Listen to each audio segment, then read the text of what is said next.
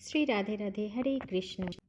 कैसा लगता है दोस्तों, कभी कोई भक्त को अगर श्री जी स्वयं आकर दर्शन देती हैं और उनके प्रति कृपा करते हैं।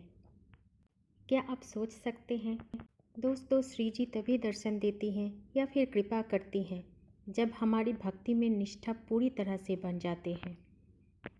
जब तक हम अपने आप को उनके चरणों में पूरी तरह से नहीं सौंपते हैं, तब तक हमारे ऊपर कोई भी करुणा नहीं होती। चलिए दोस्तों, आज हम सुनते हैं श्री जी की एक चमत्कारी कहानी। दोस्तों, आज हम श्री राधा रानी के सच्चे दरबार की सच्ची कहानी सुनाने का थोड़ा सा प्रयास कर रहे हैं।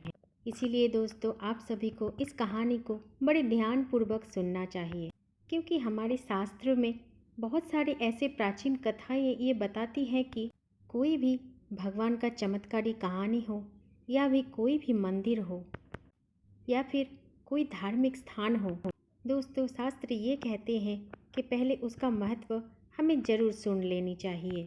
दोस्तों, भगवान को जानने का सबसे बड़ी आसान तरीका है श्रवण।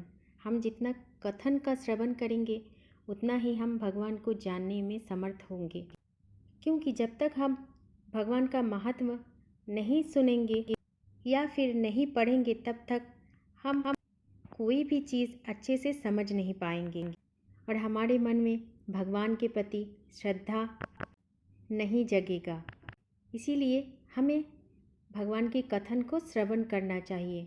हम जिस बारे में भी जानकारी जानना चाहते हैं उस बारे में हमें पहले श्रवण करना चाहिए, सुनना चाहिए। हमें कभी भी कोई धर्मस्थल जाओ तो उससे पहले धर्मस्थल के बारे में आपको जानना चाहिए। वृंदावन जाओ तो वृंदावन के बारे में आपको सब कुछ जानना चाहिए, तभी आप भगवान को अपनी अंतर आत्मा से समझ पाओगे।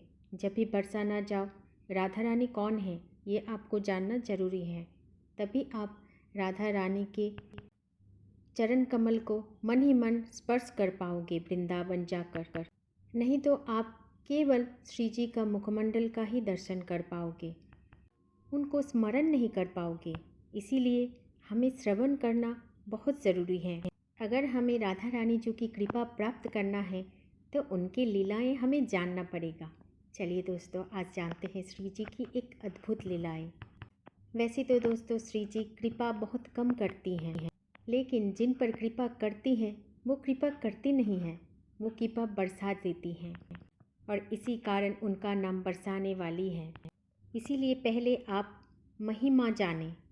अगर आप बरसाने वाली राधा रानी निज धाम वृंदावन जा रहे हो, निज धाम बरसाना जा रहे हो, तो वहाँ केवल राधा रानी के दर्शन ही होगा।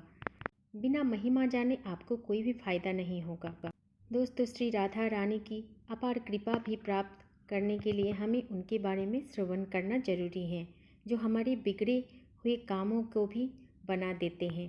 चलिए जानते हैं दिल्ली में रहने वाली एक भक्त पर श्री जी का कृपा कैसे हुआ। एक भक्त दिल्ली में रहते थे, वो श्री जी का परम भक्त थे।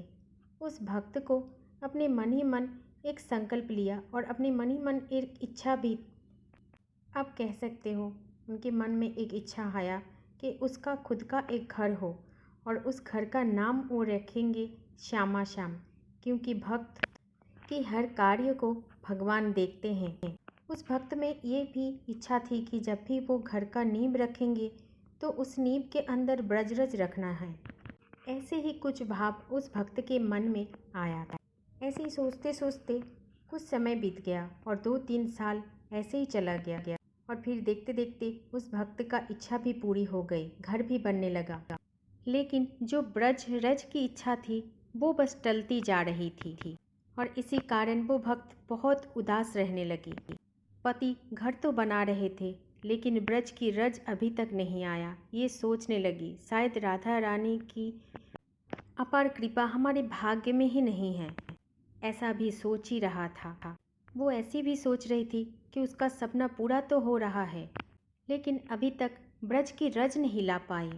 सोचा था कि ब्रजरज को अपने घर की नींव में रख के पहला काम शुरू करेंगे, लेकिन वो बात तो नहीं हुई। लेकिन जब घर बन गए तो पति को कहकर घर का नाम श्यामा श्याम जरूर रख लिया। क्योंकि उस भक्त का कोई आर्थिक स्थिति ठीक नहीं था, इसीलिए वो घर उसने रुक रुक कर बना रहा था। लेकिन एक बात तो सही थी कि जैसे ही उसने अपने भव्य घर का स्वप्न श्री जी के चरणों में रखी थी, ठीक वैसे ही उसका घर बन रहा था। फिर भी भक्तों का मन उदास ही रहता था। हमेशा वो एक ही बात सोचती थी कि कैसे भी ब्रज की रज मुझे मिल जाए और उस रज को मैं श्यामा श्याम की इस घर में सम्मिलित करवा दूं। और तभी भक्त ने अपने गुरुजी पंडित जी महाराज से कहा, महाराज आप कहीं ही से भी व्यवस्था कीजिए ना ब्रज की रज का। तब उनकी गुरुजी ने बोला कि अभी समय नहीं है बेटा कि हम वृंदावन जाए, और दूसरी बात हमें वृंदावन के बारे में कुछ जानकारी भी नहीं है, क्योंकि हम तो ज़्यादा बार वृंदावन गए भी नहीं हों। पंडित जी महाराज के मुख से ऐसी बातें सुनकर उस भक्त के मन में एक विचार आया कि चाहे अब कुछ भी हो जाए, चाहे हमारे जीवन में कैसी भी परिस्थिति आ जाए, अभी मुझे वृंदावन जाना ही है, क्योंकि मेरा घर पूरा बन गया, बस रसोई का काज बाकी है। और अभी मुझे वृंदावन जाकर श्री जी की चरणों की धूल, ब्रज की रज मुझे लाना ही है। जैसे ही मन में ठान लिया, भक्त वृंदावन पहुंच भी गई। सबसे पहले बांके बिहारी जी की दर्शन किए। बांके बिहारी जी की दर्शन के समय अधिक श्रद्धालु की भीड़ होने के कारण भक्तन के पैरों में थोड़ा सा चोट आ गया और चोट के कारण काफ़ी दर्द भी होने लगा। तब पति ने कहा कि देखो, आपके पैर में काफ़ी दर्द है, आज यही वृंदावन में रुकते हैं, कल सुबह होगी तब सीधे हम घर चले जाएंगे, क्योंकि इस बार श्री जी के दर्शन हम नहीं कर पाएंगे, तुम्हारे पैर में बहुत ज़्यादा चोट आ गई। पति की इस बात को सुनकर वो और भी ज़्यादा दुखी हो गए। फिर सुबह जब हुई तब पत्नी ने देखा कि उसके पैर का दर्द बिल्कुल गायब हो गया, और उसी समय दोनों पति पत्नी बरसाना के लिए निकल पड़े। और बरसाना पहुँचते सबसे पहले श्री जी का दर्शन किए और मन ही मन श्री जी से सब कुछ कह डाली। उसी समय एक संत महात्मा उस भक्त के पास आते हैं और कहते हैं कि बिटिया, आप बहुत दिन बाद आई। तब भक्त ने उस संत बाबा से कहा कि हे बाबा, क्या आप मुझे जानते हो? तब बाबा जी ने बोला, हाँ बिटिया, मैं तुम्हें जानती हूँ, तुम तो कई बार यहाँ पर आ चुकी हो, इसीलिए मैंने तुम्हें पहचान लिया। ऐसे बात करते करते श्री राधा रानी की मंदिर में आरती का समय होने लगी। फिर संत जी ने इधर उधर भक्तों के बीच कहीं खो गए और मंदिर में भी बहुत ज़्यादा भीड़ हो गए। इसी कारण वो पति पत्नी दोनों एकदम पीछे खड़े होकर आरती का आनंद ले रहे थे। आरती पूरी होते ही वहाँ जो सेवायत थे वो भीड़ को चीरते हुए आगे बढ़ते हुए आ रहे थे।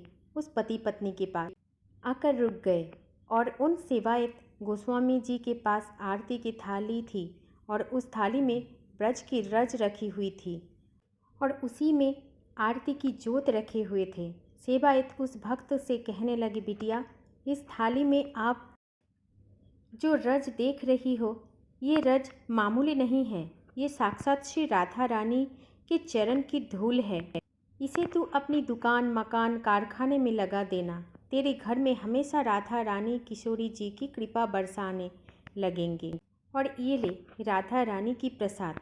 गोस्वामी जी की इस बात को सुनकर उस पति पत्नी ने अपने बैग से कुछ पात्र निकाला और गोस्वामी जी ने उस पति पत्नी दंपत्ति को ब्रज की रज दे दिया और फिर गोस्वामी जी को नमस्कार करते हुए वहाँ से चल दिए अपने घर की तरफ। इस घटना के बाद उस भक्त की आंखों से अश्रु की धारा बहने लगी। भक्त भावुक होकर किशोरी जी को मन ही मन निहारती जा रही है, लेकिन उस भक्त की आंखों से आंसू नहीं बंद हो रहा है। वो भक्त मन ही मन ये सोच रहा है कि श्री जी कितनी कृपालु है, कितनी दयालु है, मेरी बरसों पुरानी मनोकामना, मन की इच्छा को आज पूरी कर दिया है। फिर दूसरे दिन जाकर अपनी रसोई में ब्रज की रज रखकर फिर रसोई का काम चालू किया और तब से उस भक्तन ने उस रसोई का नाम ही रख दिया राधा रानी की रसोई। दोस्तों, हमारी राधा रानी ऐसे ही चमत्कार करती हैं। हमारी झोली कम पड़ सकती है, लेकिन राधा रानी की कृपा कभी कम नहीं पड़ सकती। तभी तो कहा जाता है तुम्हारे भीगने की कमी हो सकती है, लेकिन बरसाने वाली को बरसाने में कोई कमी नहीं होती। दोस्तों, ये था उस सखी की कहानी जो बरसाने वाली की कृपा प्राप्त कर चुकी थी। दोस्तों, आज की इस वीडियो में बताई गई जानकारी अगर आपको पसंद आई तो वीडियो को लाइक, चैनल को सब्सक्राइब और इस वीडियो को शेयर ज़रूर कर देना। और प्रेम से बोलिए श्री राधे राधे। जय श्री कुंज बिहारी, जय जय श्री हरिदास। हरे कृष्ण।